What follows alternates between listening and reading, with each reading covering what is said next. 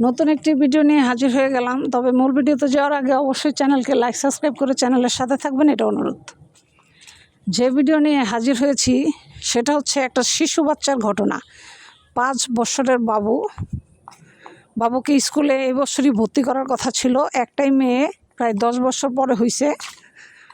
সেই মেয়ে, তার মা হাই প্রেশার, বাবার হাই প্রেশার, কিডনিতে সমস্যা বাবার, তারপরে হচ্ছে মার আপনার ডায়াবেটিসের সমস্যা, মানে অনেক ধরনের সমস্যা, বড় বড় রোগ আছে। তো এই 5 বছরের বাচ্চা ওষুধ নিয়ে খেলতেছিল। ওষুধ নিয়ে খেলতে যাইয়া একটা একটা করে ওষুধ এই 5 বছরের বাবু মুখে দিয়ে দিয়ে সব খাই ফেলাইছে। অ্যামরোকল 50+, যেটা একটা 80 বছরের একটা মানুষ খেলে তার প্রেশার নেমে যায়।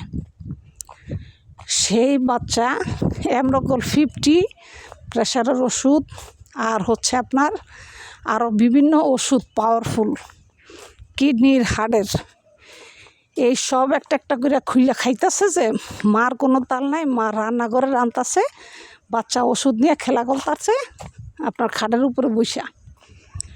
মার এই জিনিসটা আর খেয়াল করে নাই যে তার বাচ্চা ওষুধ নিয়ে খেলতে খেলতে যে ওষুধ খুইলা খাইয়ে ফেলাইব, এটা তার মা বুঝতে পারে নাই। বাচ্চা এই ওষুধ খাওয়ার পর তার মুখে নাকে দিয়ে রক্ত বের হইয়া সে খাটের উপরে অজ্ঞান হয়ে স্পটে মারা গেছে। অথচ এই বাচ্চাটা 10 বছর পর তাদেরকে আল্লাহ তাআলা দান করছিল।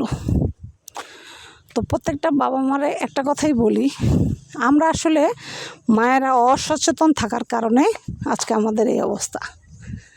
আজকে আমরা যদি সচেতন থাকতাম তাহলে আমাদের কলিজার ধন, চোখের মনি মারা যায় না। তাহলে বাচ্চাদেরকে, বিশেষ করে 8 থেকে 10 বছরের বাচ্চা যারা, বা 2 থেকে 5-7 বছরের বাচ্চা যাদের আছে, তারা বিশেষ করে তাদের হাতের নাগালে ওষুধ, যে কোনো ওষুধ, বাচ্চার ওষুধ হোক, বড় মানুষের ওষুধ হোক, হাতের নাগালের বহু দূরে ওষুধ আপনারা রাখবেন। এটা আপনাদের কাছে আমার করজোর অনুরোধ। ভিডিওটি ভালো লাগলে অবশ্যই চ্যানেলকে লাইক সাবস্ক্রাইব করে চ্যানেলের সাথে থাকবেন।